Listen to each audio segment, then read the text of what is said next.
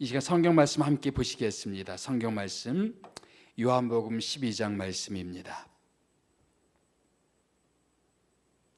요한복음 12장 1절부터 8절까지 말씀을 제가 한 절, 또 여러분 다음 절 말씀 교독합니다.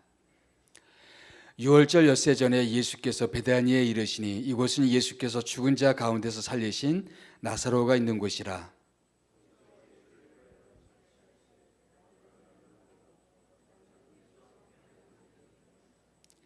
마리아는 지극히 비싼 향유 곧 순전한 나드 한 그릇을 가져다가 예수의 발 앞에 붓고 자기 머리털로 그의 발을 닦으니 향유 냄새가 집에 가득하더라.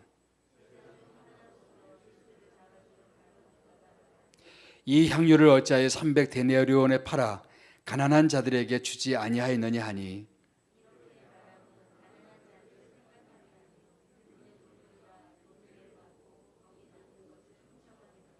예수께서 이르시되 그를 가만두어 나의 장례할 날을 위하여 그것을 간직하게 하라.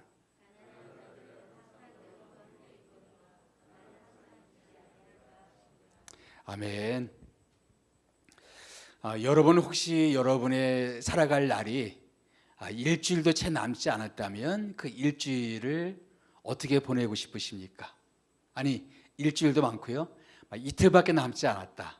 그러면 여러분은 그 이틀을 무슨 일을 혹은 누구와 함께 그런 일을 하고 또 누구를 만나고 싶으십니까? 오늘 우리 너무나 유명한 이야기죠. 한 여인이 예수님께 와서 아주 값비싼 향유를 붓고 자기 머리털로 예수님의 발을 씻기운 장면. 예수님이 십자가 지시기 채 일주일도 되기 전에 있었던 한 일이었습니다. 이 사건은 이제 마태, 마가, 누가, 요한복음에 나오는데요. 좀 약간씩 기록의 차이가 있어서 좀 헷갈리는 부분이 좀 있습니다.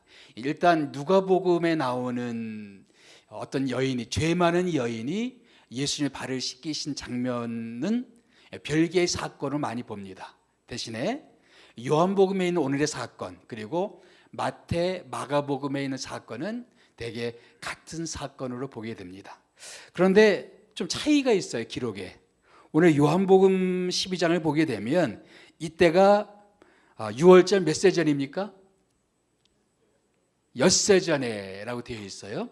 근데 마가복음 14장을 보게 되면 6월절 이틀 전에 한 여인이 예수님의 발을 씻긴 것으로 그렇게 되어 있습니다. 그러니까 시간차가 나는 거죠. 요한복음은 엿새 전이라고 되어 있고, 또 마태복음이나 마가복음은 이틀 전으로 되어 있습니다. 또 한 가지, 요한복음은 이제 베다니에 되어 있고, 그 다음에 쭉 그 내용 전개상 보면은 나사로의 집인 것처럼 보여져요. 요한복음 12장을 읽어보면. 그런데 마가복음 14장을 읽어보면은 예수께서 베다니 누구의 집? 나병 환자 시몬의 집. 그러니까 베다니라는 동네는 같은데 나사로의 집이 아니라 시몬의 집으로. 그러니까 기록상에 차이점이 있단 말이죠. 이게 어떻게 된 것인가? 근데 이제 요한복음 일단 이 장소, 요한복음 12장을 보게 되면 거기에 마르다가 나오고 마리아가 나오고 그 다음에 나사로가 나오지만 그 집이 나사로의 집으로 특정하지는 않았습니다. 그냥 예수께서 베다니 마을에 가신, 그래서 나사로가 사는 동네라는 것을 지적하고 있어요. 그래서 아마도 나사로가 사는 그 베다니 마을에 시몬의 집이었을 것이다 라고 많은 성경 주석가들이 그렇게 생각을 합니다. 그래도 또 숙제가 남아있죠. 엿새 전과 이틀은 분명한 차이가 있잖아요.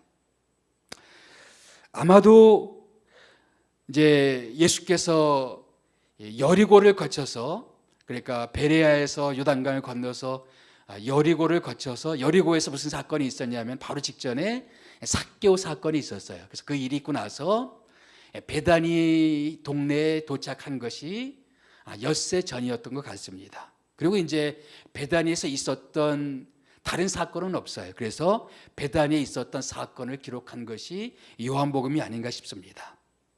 그래서 도착한 것은 엿새 전인데, 그러나 바로 마리아가 예수님의 발을 씻긴 그 날이 엿새 전인지 이틀 전인은 특정되지는 않습니다. 다만 문맥상으로는 엿새 전인 것처럼 보여지지만, 그러나 이제 마태복음, 마가복음 같이 읽어보게 되면 더 정확한 날은 이틀 전이 맞지 않나, 그렇게 개인적으로 이렇게 생각을 합니다. 그렇게 되면, 만약에 그렇다면 예수님은 십자가 지시기 이틀 전에 뭐를 하신 거예요? 한 동네에서 잔치를 벌이신 것입니다. 보통 예수님의 순환주간을 이야기할 때 월요일은 어떤 일이 있었습니까? 먼저 일요일은 종려주일이죠. 그래서 호산나 다윗의 입성을 하시고, 또 예루살렘 성을 바라보시고 통곡하시는 장면이 일요일날 있었습니다. 월요일 날은 무화과 나무를 저주하시고, 그리고 성전을 정화하시고, 또 어떤 헬라인들이 예수님을 만나고 싶어 해서 그런 대화가 이루어지는 장면들이 월요일에 있었습니다. 화요일은 말씀의 날입니다. 아주 많은 비유의 말씀들을 화요일에 많이 말씀해 주십니다. 하루 종일 말씀하시고, 또 저녁에는 감람산에서 예루살렘을 바라보시면서 예루살렘의 멸망을 예언하셨습니다. 그리고 보통 수요일 날을 뭐라 그러냐면은 제 수요일, 아무 일도 없었던 수요일, 이렇게 이야기들 많이 합니다. 그리고 가룟 유다가 예수를 배반하기 위해서 수요일 저녁에 대제사장과 제사장들을 찾아간 것으로 이렇게 생각을 합니다. 그리고 목요일은 이제 최후의 만찬이 있었던 저녁이죠. 그리고 금요일 예수님께서 십자가에서 죽으십니다. 유월절 이틀 전, 그러니까 유월절 목요일, 그러니까 십자가를 지시기 이틀 전 수요일에 예수님은 베다니 마을에 계셨던 것 같습니다. 예수님께서는 여리고를 거쳐서 베다니에 거치셨어요. 거기서 주무시고, 또 호산나 다윗의 호산나 입성을 하실 때 보게 되면 바로 베다니 마을에서부터 출발해서 벳박의 마을을 거친 것을 우리가 확인할 수가 있습니다. 그리고 주일날 호산나 입성하시고 나서, 그리고 잠은 어디서 주무셨을까요?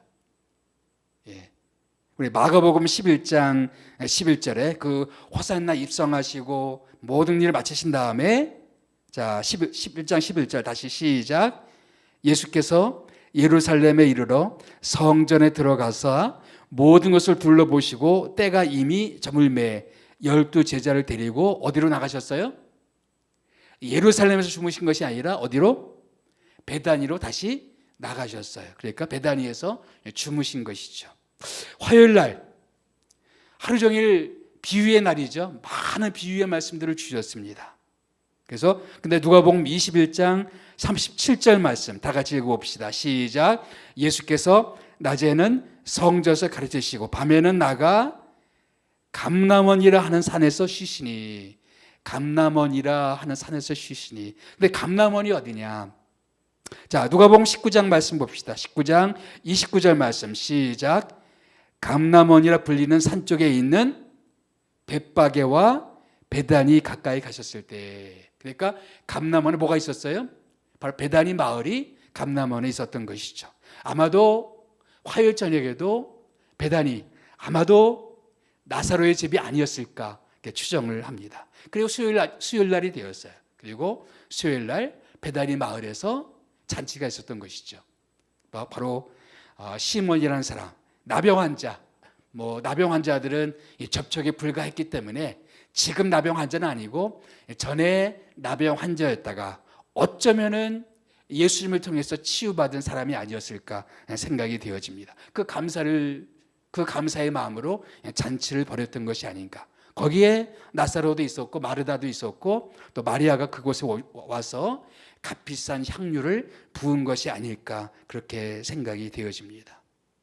그렇다면 죽으시기 이틀 전에 예수님께서는 누구와 함께 시간을 보내신 거예요?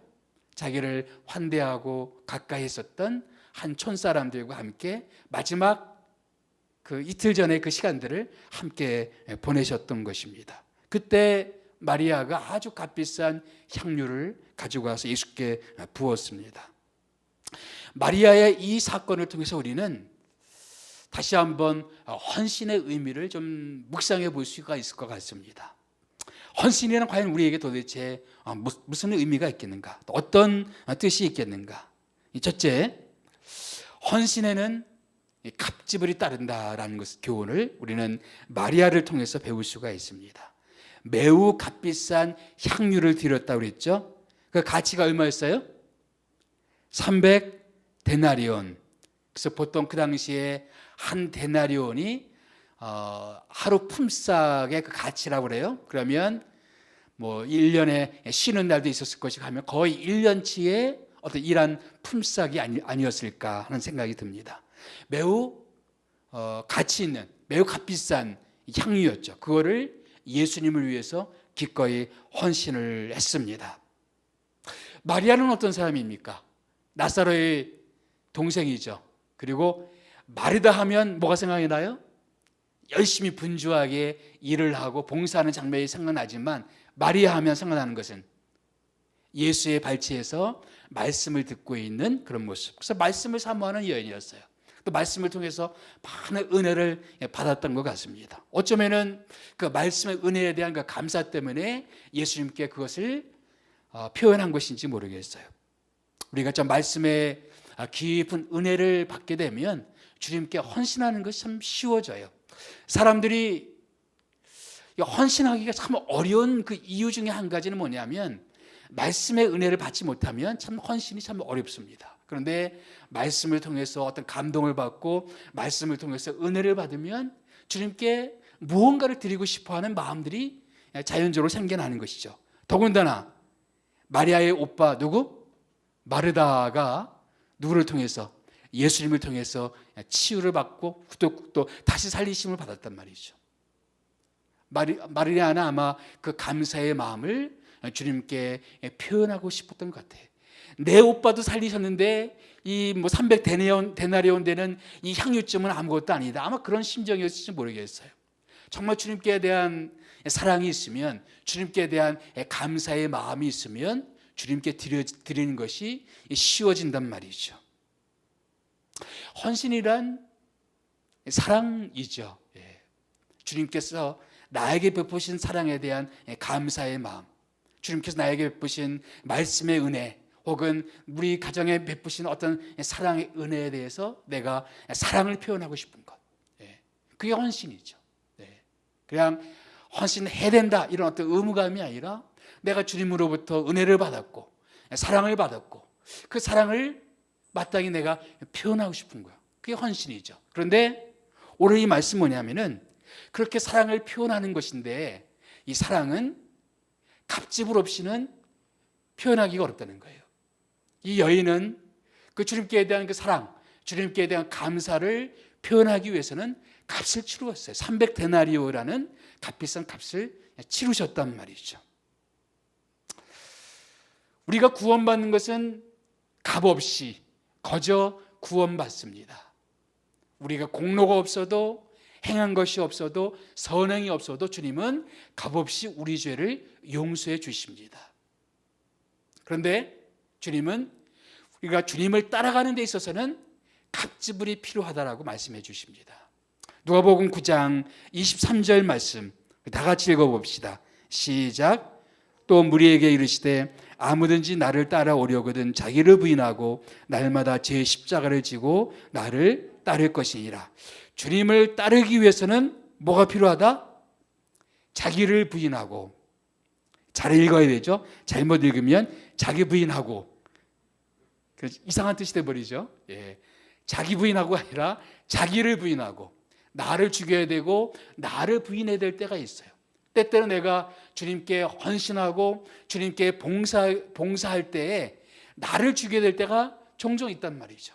내 자존심을 죽여야 되고 내 뜻을 꺾어야 될 때가 있고 나를 부정해야 될 때가 있단 말이죠. 어떤 사람들 앞에서, 어떤 환경 앞에서 나를 부정해야 되는 그런 상황들이 있을 수가 있어요. 그런데 주님을 따라가기 위해서는 너희가 나를 따라오려거든 자기를 부인해야 된다라고 말씀하고 있습니다.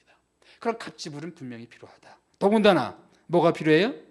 날마다 제 십자가를 지고, 주님에게는 주님의 십자가가 있었습니다.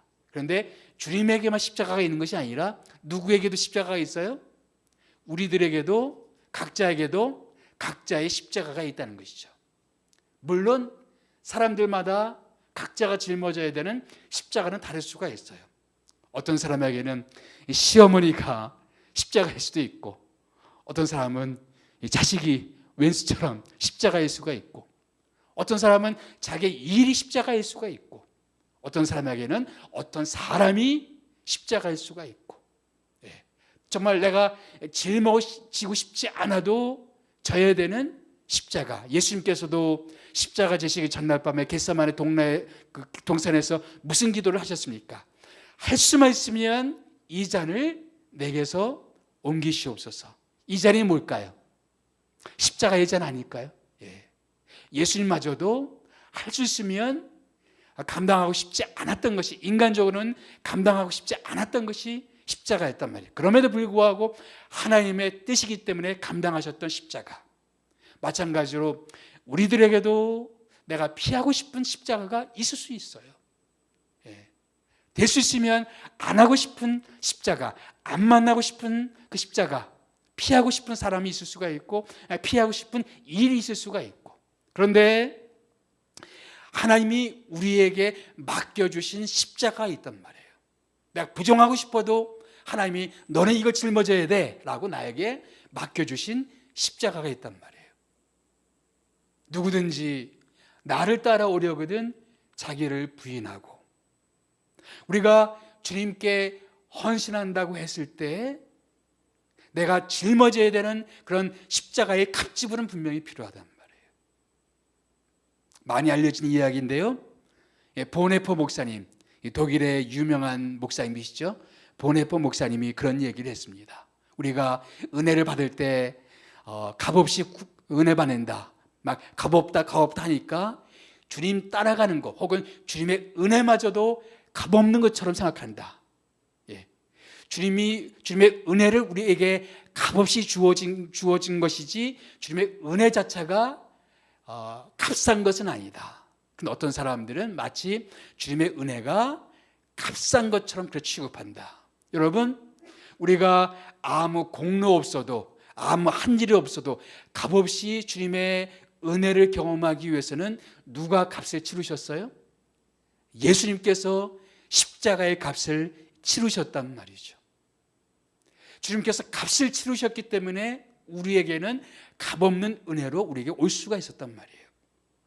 그렇기 때문에 주님은 우리에게 동일한 것들을 요구하십니다. 우리가 정말 주님을 위해서 살고자 할 때, 주님을 위해서 우리가 헌신하고자 할 때, 주님을 따라가고자 할 때 내가 치러야 되는 어떤 값지불은 반드시 있다.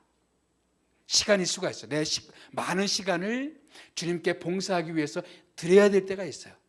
나도 나를 개발하기 위해서 하고 싶은 이야기가 있죠. 내 어떤 전문성을 살리기 위해서 더 많은 시간을 거기에 하고 싶어도 내가 주님께 헌신하기 위해서 그 시간을 내가 포기해야 될 수도 있어요. 내가 살고 싶은 동네가 있는데 주님 때문에 내 거주지를 포기할 수도 있단 말이죠. 어떤 사람들에게는 자기 직장을 포기하고 선교에 헌신하라는 그런 요구를 하실 수도 있단 말이죠. 그런 거창한 것이 아니라 할지라도 하나님이 오늘 나에게 요구하시는 어떤 값지불들이 있을 수 있단 말이죠. 우리가 주님을 따라간다는 것, 주님을 헌신한다는 것, 마리아가 값을 치루었던 것 같이 우리들에게도 어떤 값지불은 반드시 필요하다라는 것입니다. 이 철로역정을 보게 되면 여기 많은 조형물들이 있어요. 근데 우리 필그림하우스 철로역정 코스에 미처 다 담을 수 없는 그런 스토리도 꽤 많이 있습니다. 철로역정 스토리 가운데 두 마음이라는 사람이 있어요. 두 마음이라는 사람의 출신 동네가 재미있습니다. 출신 동네가 미사여구 마을이에요. 미사여구 마을에서 온 두 마음. 근데 이 미사여구 마을에 어떤 그런 구호가 있답니다. 구호. 그 구호가 뭐냐? 우리는 바람과 물결을 거스르지 않는다. 두 번째, 우리는 주님이 꽃신을 신고 있는 동안에는 주님을 따른다. 주님이 꽃신을 신고 있을 동안에는 우리는 주님을 따른다. 크리스찬이 이 두 마음을 만났어요. 그러면서 이렇게 이야기합니다. 당신이 우리와 함께 가려면 세상 풍조를 거슬러야 합니다. 그런데 제가 보기에 그것은 당신과 맞지 않는 것 같군요. 그리고 호의호식할 때만 신앙을 따를 것이 아니라 누더기를 걸치고라도 주를 따라야 합니다. 그리고 환호를 받으며 거리를 지날 때뿐만 아니라 쇠고랑에 묶여 있을 때라도 주님을 따라가야 됩니다. 값을 지불하고 주님이 꽃신을 신지 않고 오히려 우리에게 어려운 일을 우리에게 주신다 할지라도 우리가 때로는 바람과 물결을 거슬러 올라가면서 우리가 치러야 되는 어떤 값들이 있단 말이에요. 그런 의미에서 헌신은 사랑인 것입니다. 주님께 대한 사랑, 값을 기꺼이 치르고자 하는 사랑, 주님의 은혜에 감사해서, 주님의 사랑에 감사해서 우리가 치러야 되는 값을 기꺼이 치르고자 하는 사랑, 헌신은 그런 값을 치르고자 하는 사랑인 것입니다. 두 번째, 오늘 마리아를 통해서 배우는 헌신 두 번째는 헌신에는 반드시 시험이 따른다라는 것입니다. 마리아가 향유를 붓자 난리가 났습니다. 이 마태복음으로 먼저 보게 되면 마태복음 26장 8절 말씀 다 같이 읽어봅시다. 시작. 제자들이 보고 분개하여 이르되 무슨 의도로 이것을 허비하느냐. 마리아가 향유를 붓자 화낸 사람들이 누구였어요? 예수님의 제자들이었어요. 제자들 보기에 마리아가 한 행동은 허비처럼 보여졌단 말이죠. 여러분, 우리가 주님께 헌신할 때 어떤 경우에는 가장 주님께 가까이 있어 보이는 사람들 때문에 시험 들 때가 있어요. 우리 목사님, 전도사님, 제일 또 교회 장로님, 집사님, 우리 목자님 이런 분들 때문에 우리가 시험 받을 때가 있단 말이죠. 내가 주님께 헌신하는 그것을 그 사람들 눈에는 그냥 쓸데없는 낭비처럼 보여지는, 그렇게 그 사람 눈에는 그렇게 보여져서 우리에게 이런저런 이야기를 대놓고 할 수도 있고 뒷말을 할 수도 있고, 그래서 어떤 사람들은 주님께 헌신하다가 교회에서 시험이 들어서 주님께 대한 헌신을 포기하는 경우들이 너무나 많습니다. 대개 헌신하다가 사람들이 그 헌신을 헌신짝처럼 버리는 이유가 뭐냐면 교회에서 시험이 들 때, 사람들 때문에 시험이 들어요. 나는 이렇게 순수한 마음으로 주님을 향한 마음으로 내가 이렇게 헌신을 했는데 사람들이 내가 한 것에 대해서 이런 얘기 저런 얘기 하면 내 마음이 참 아프단 말이죠. 내가 이런 얘기를 들어가면서까지 내가 해야 되나, 이런 생각이 들 때가 있단 말이죠. 마리아가 그랬어요.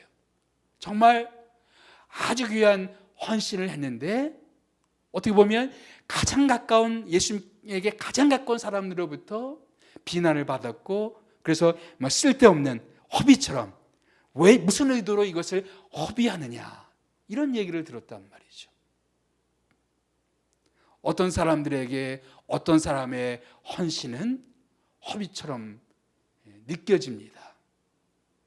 미래를 위해서 준비해야 될 우리의 젊은 청년들이 교회에서 시간을 많이 보내는 거 보면서 어떤 사람들은 이 젊은 청년들이 미래를 위해서, 자기 개발을 위해서 열심히 노력을 해야지 이렇게 하루 종일 주일날 교회에서 축치고 있으면 되겠느냐, 이거 낭비 아니냐, 젊음의 낭비 아니냐, 이렇게 생각하는 분들이 간혹 있어요.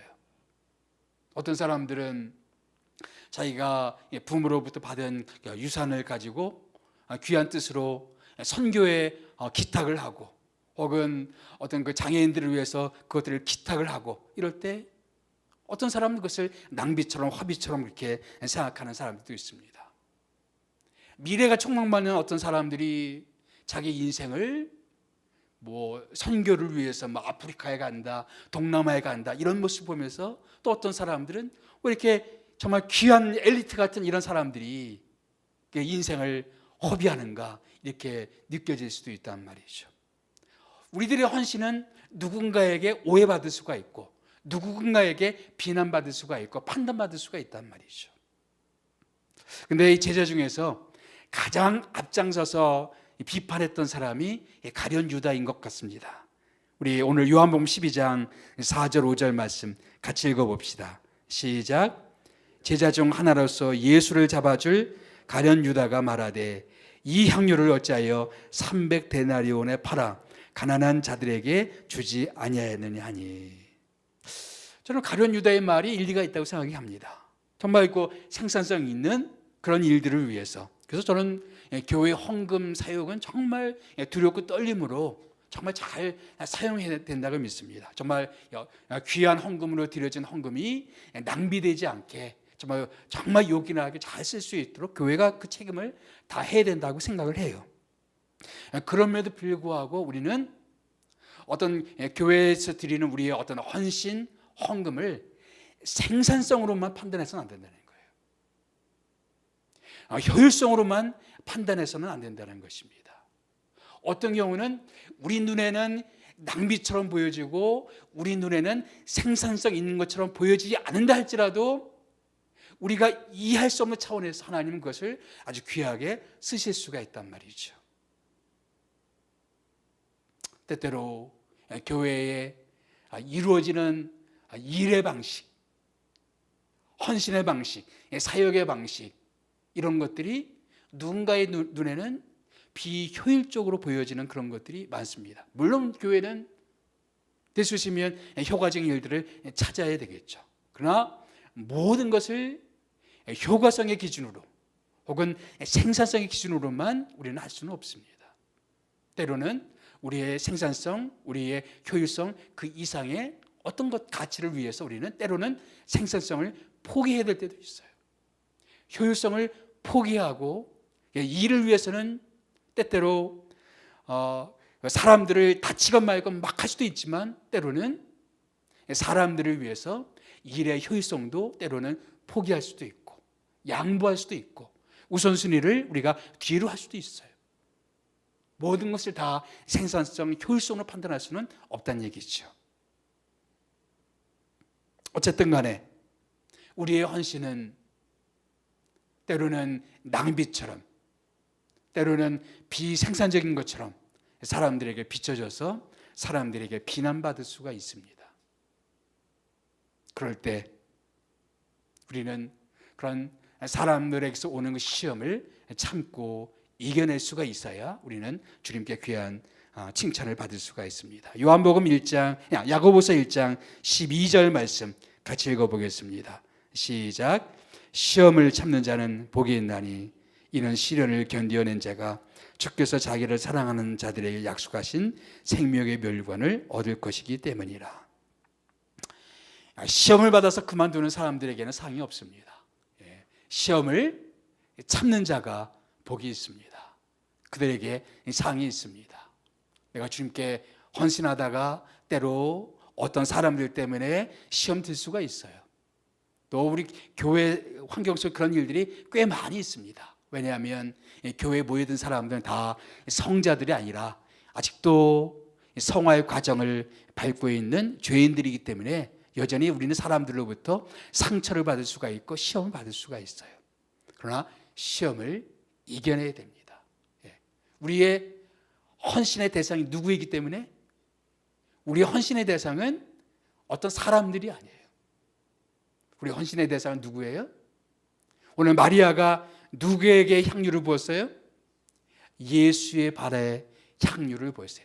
우리가 부어야 될 향유, 그것은 어떤 사람들이 아니라 예수님의 발입니다. 예수님께 드리는 것이지 어떤 사람들이 아니에요.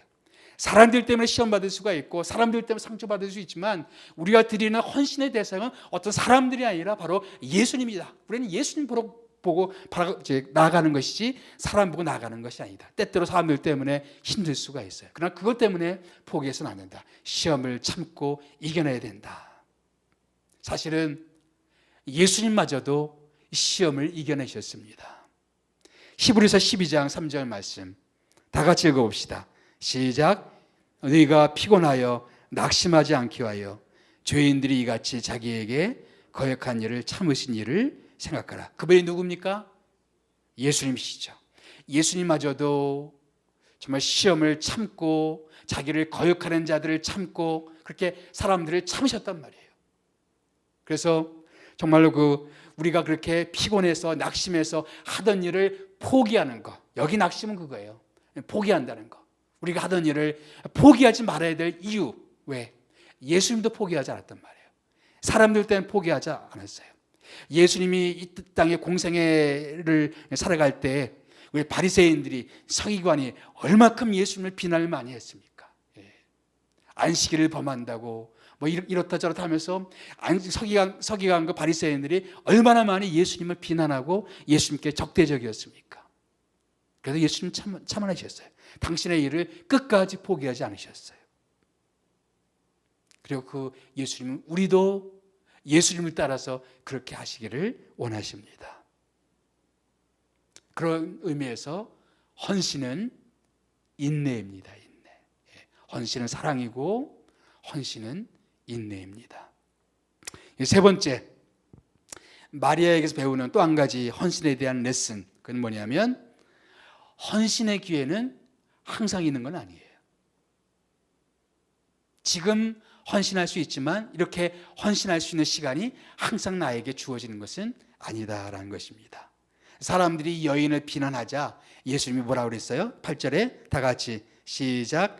가난한 자들은 항상 너희와 함께 있거니와 나는 항상 있지 아니하리라. 이것은 가난한 사람들을 돕는 것이 필요 없다 혹은 중요하지 않다 그런 이야기가 아닙니다.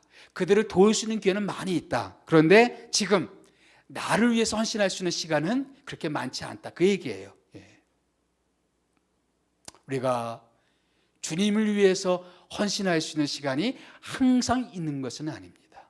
사실 이 여인이 예수님 발 앞에 부었던 향유, 이것은 예수님이 죽기 전에 마지막으로 인간들에게서 섬김받았던 마지막 섬김이었어요. 물론 마리아는 이 모든 것을 다 알고 했던 것은 아니었어요. 마리아도 몰랐을 거예요. 예수님의 정확한 시간표가 뭔지, 예수님의 다음의 발걸음이 뭔지 마리아는 모든 걸 100% 다 이해하고 한 것은 아니었을 것입니다. 그럼에도 불구하고 마리아의 헌신을 통해서 예수님은 큰 위안을 받았을 것이고 십자가에 가는 길에 대해서 마음을 더 준비하셨을 것입니다. 마리아가 향유를 부을 수 있었던 그 시간, 그때밖에 사실 없었던 거예요. 그 시간이 지나고 나면 아무리 300데나리온이 아니라 600데나리온, 1000데나리온이 할지라도 예수님께 바칠 수 있는 시간이 그 시간 지나면은 다시는 오지 않는 시간이었습니다. 그 시간만이 그 마리아가 주님께 드릴 수 있었던 마지막 시간이었습니다. 우리들이 주님을 위해서 헌신할 수 있는 시간들 항상 우리에게 있는 건 아닙니다. 이 테드 창이라는 사람이 쓴 숨이라는 책을 읽어보니까 이런 문구가 있더라고요. 세상에는 돌아오지 않는 것이 4가지가 있다. 입 밖에 낸 말, 공중에 쏜 화살, 지나간 인생, 그리고 놓쳐버린 기회. 다시 한번 놓쳐버리면 다시 붙잡을 수 없는 그런 기회들이 있습니다. 그때 주님께서 나에게 이런 마음의 부담을 주셔서 이렇게 하고 싶은 마음이 있었는데 그걸 내가 무시했단 말이에요. 그런데 그 시간이 지나고 나면 다시 내가 그렇게 주님을 위해서 쓰임받을 수 있는 시간이 또다시 나에게 올지 안 올지는 아무도 장담 못하는 거예요. 그런 시간이 다시 안 올 수도 있어요. 지금 나에게 부담을 주셨을 때, 주님이 나에게 지금 기회를 주셨을 때, 또 내가 주님 앞에 헌신할 수 있는 건강이 있고 재물이 있고 그리고 어떤 시간들이 있었을 때, 그때 주님께 헌신해야 된다는 것이죠. 헌신은 기회인 것입니다. 우리가 인생을 살아가면서 놓치지 말아야 될 많은 기회들이 있어요. 지나고 나니까 젊었을 때 이렇게 했을 걸, 어렸을 때 이렇게 했을 걸, 그때 이렇게 했을 걸 하는 많은 후회들이 저에게도 벌써 많이 있어요. 그런데 우리 인생을 살면서 지나고 나서 후회하는 일들이 많이 있겠지만 정말 우리가 절대로 놓쳐서는 안 되는 기회가 있다 이거예요. 절대로 놓쳐서는 안 되는 기회. 다른 거는 놓치고 나서 후회할 수 있지만 절대로 놓쳐서 안 되는 것들이 있다. 요한일서 2장 17절 말씀. 이 세상도 그 정욕도 지나가되 오직 하나님의 뜻을 행하는 자는 영원히 거하느니라. 이 세상은 지나갈 수가 있어요.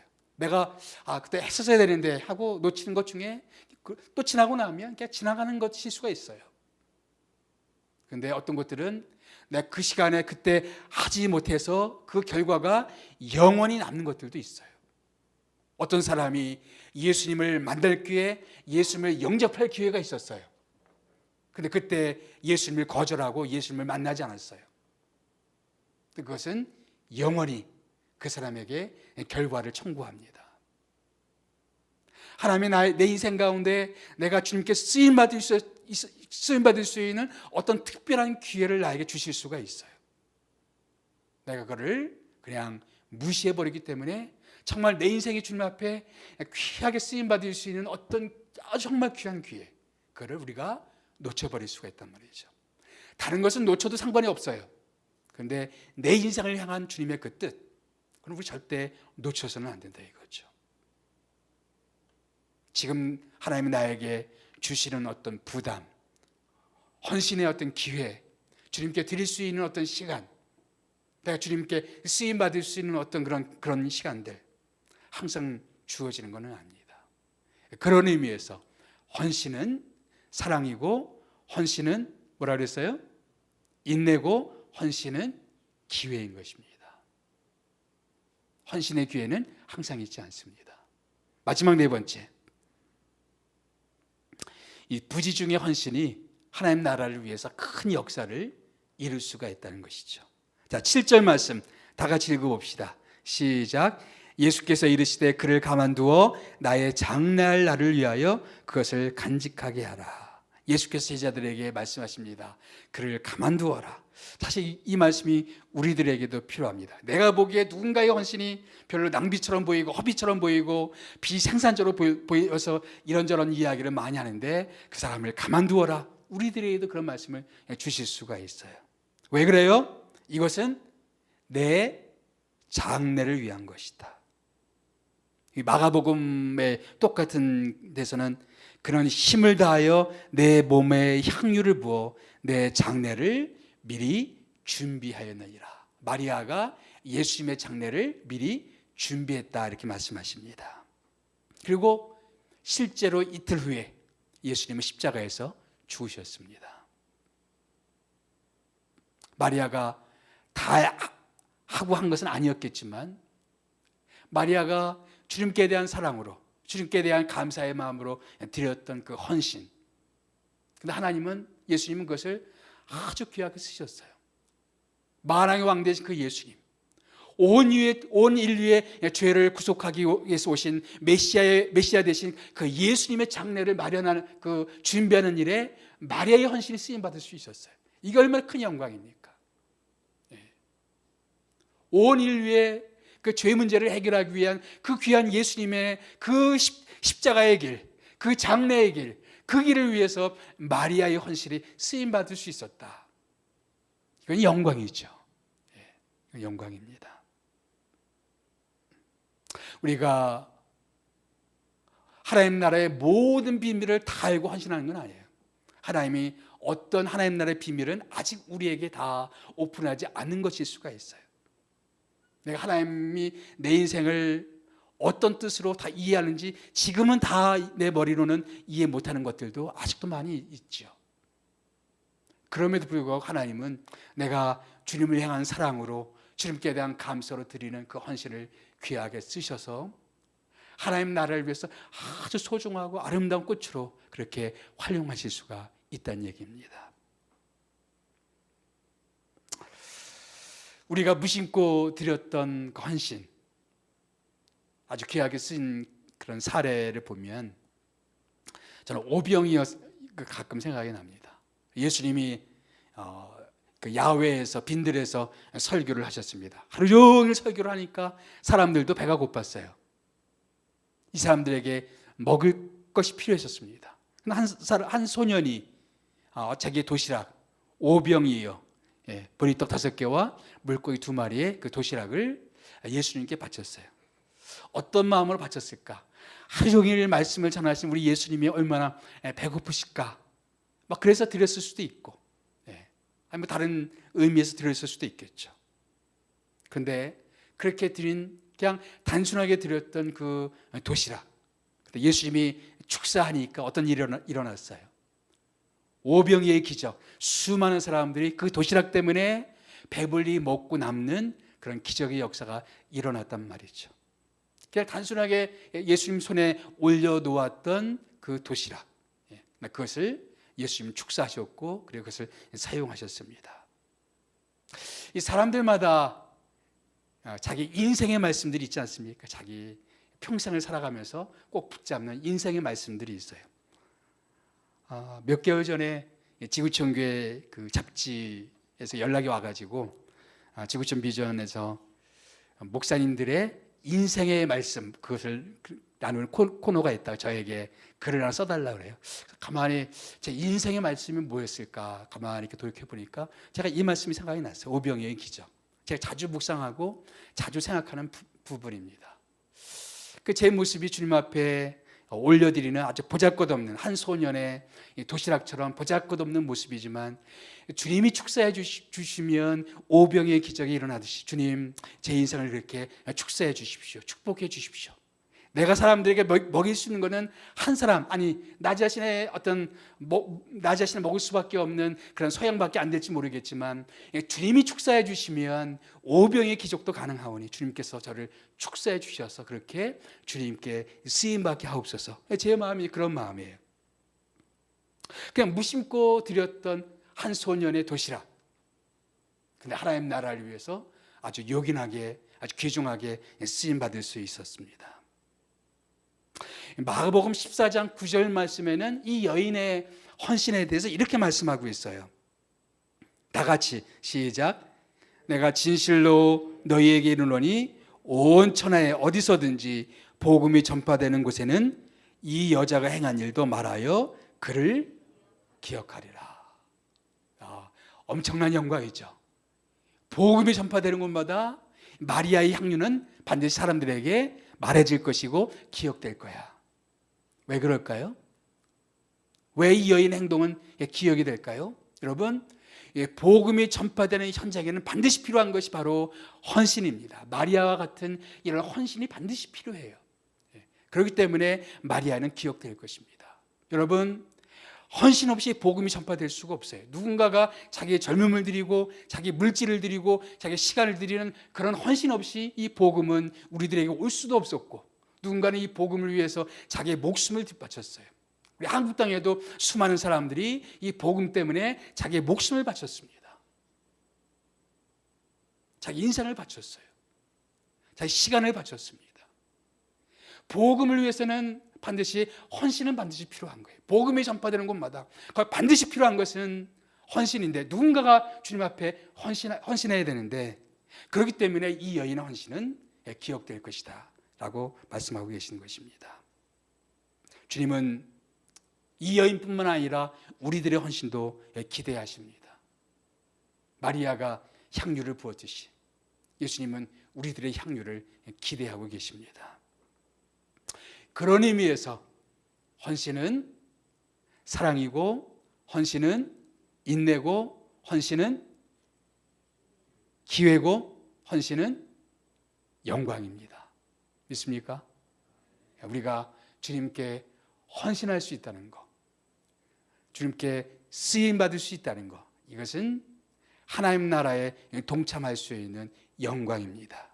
이 마리아가 예수님의 구속사에게 그 장엄한 현장에 마리아가 쓰임받는 영광을 얻었듯이, 우리가 나는 작은 물질을 드린 것 같고 작은 시간을 드린 것 같지만 하나님은 거기에 축사하셔서 오병이의 기적을 일으키시는 주님이시란 말이죠.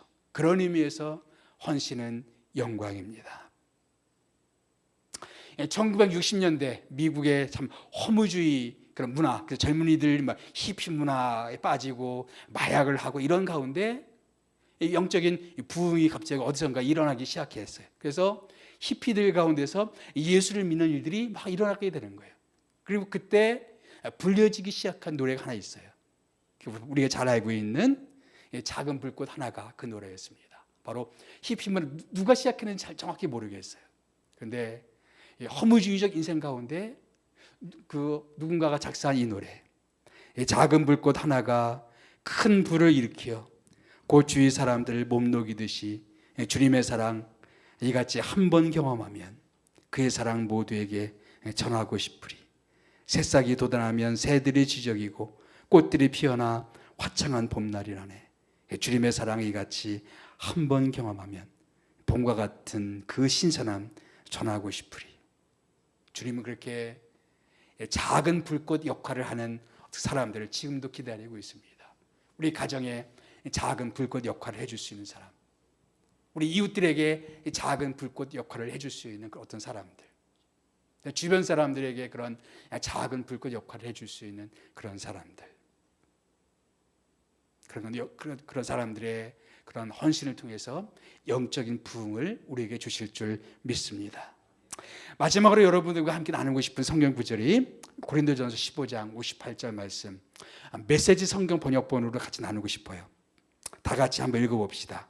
시작. 사랑하는 친구 여러분, 우리를 위해 이루어진 이 모든 일을 기억하고 굳게 서서 흔들리지 마십시오. 주저하지 마십시오.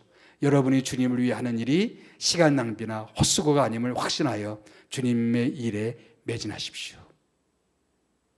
흔들리지 마시고, 사람들 때문에 시험 받았다고 포기하지 마시고, 이 모든 주님의 은혜를 기억하시면서 이 모든 주님께 드리는 우리의 이런 시간들이 뭐 낭비도 아니고 허비도 아니고 주님께 드리는 아름다운 제물인 것을 기억하시면서 주님 앞에 우리 기회가 주어졌을 때 우리의 시간을 드리고 인생을 드리고 우리의 젊음을 드리고 우리 것을 드려서 주님 앞에 귀하게 쓰임받는 우리 모두가 되시기를 축복합니다. 네. 우리 다 같이 자리에서 일어나셔서 함께 찬양합니다. 작은 불꽃 하나가 찬양합니다.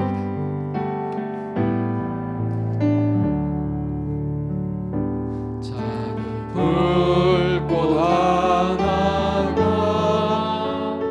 큰 불을 일으키어 곧 주위 사람들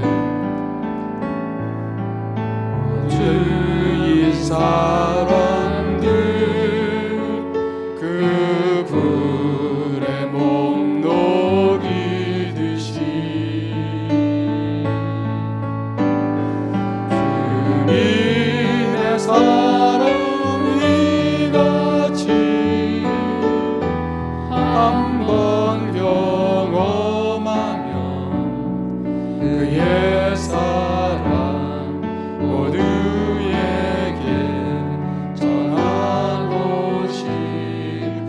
새싹이 돋아나면 새들은 지저귀고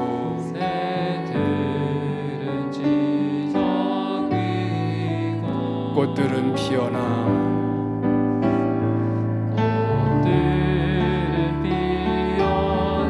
화창한 봄날이라네. 주님의 사랑 이같이 한 번 경험하면 주님의 사랑 이같이 한 번 경험하면 봄과 같은 그 신선함 전하고 싶으리. 친구여 당신께 이 행복 전하고 싶소.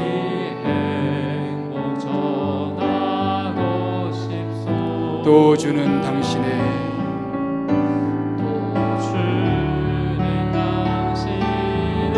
의지할 구세주라.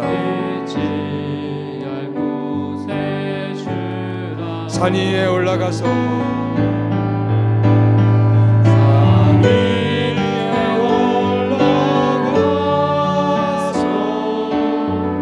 이 복음 외치며 내게 임한 그의 사랑 전하기 원하네. 산 위에 올라가서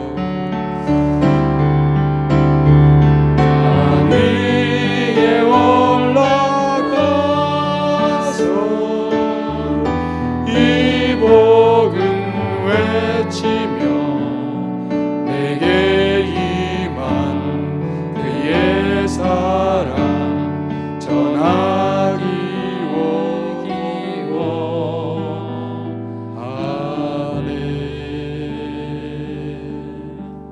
아멘.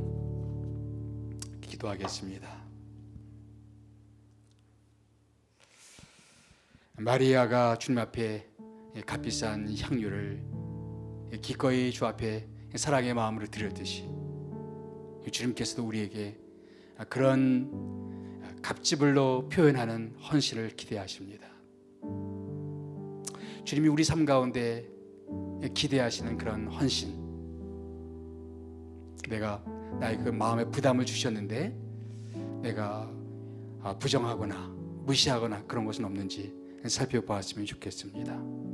이 시간 기억하면서 하나님, 나에게 주어진 이 시간 내가 주 앞에 더 헌신할 수 있게 도와주시고 더 주님 앞에 내 시간과 물질과 내 모든 것을 주 앞에 더 드릴 수 있는 저희들 될 수 있도록 역사하여 주시옵소서. 저를 사용하여 주시옵소서. 함께 시간 기도합니다.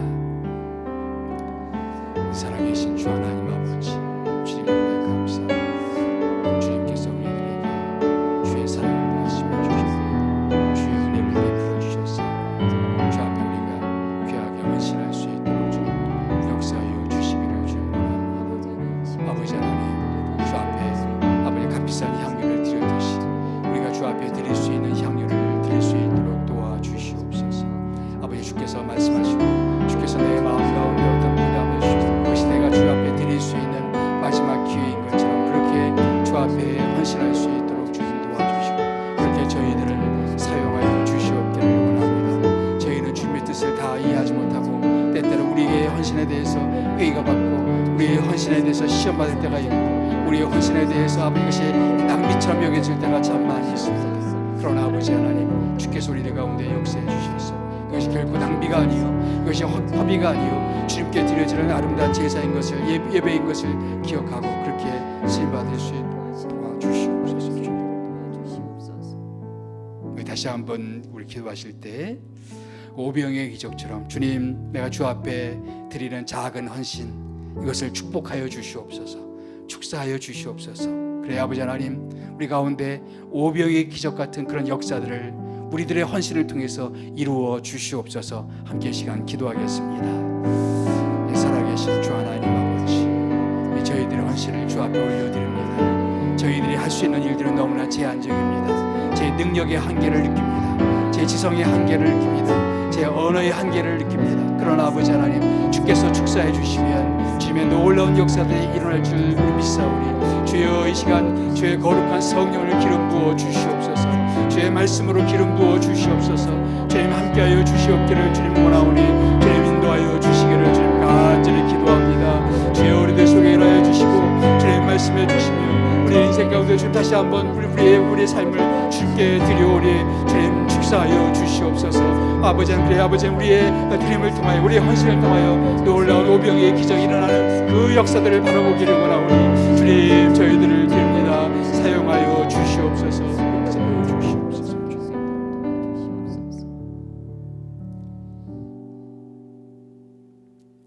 사랑이 많으신 주 하나님 아버지, 이 십자가를 앞두신 그 예수님, 마지막 주어진 그 시간 몇몇의 깊은 감사의 마음, 이 사랑의 마음을 갖고 있었던 사람들과의 그런 소박한 시간을 보냈듯이 살아계신 주님, 주께서 그것이 주님에게 큰 위로가 되고 또 격려가 되었던 것을 기억합니다. 사랑하는 주님, 우리가 주님 앞에 그렇게 누군가에게 격려가 되고 누군가에게 위로가 되고 누군가에게 힘이 되는 그런 인생이 될 수 있도록 저희들을 사용하여 주시옵소서. 저희들의 잔치, 저희들의 옥합, 저희들의 향유를 좀 사용하여 주셔서 우리가 주 앞에 드리는 그것이 하나님 나라를 위한 귀한 재료가 될 수 있도록 함께하여 주시옵소서.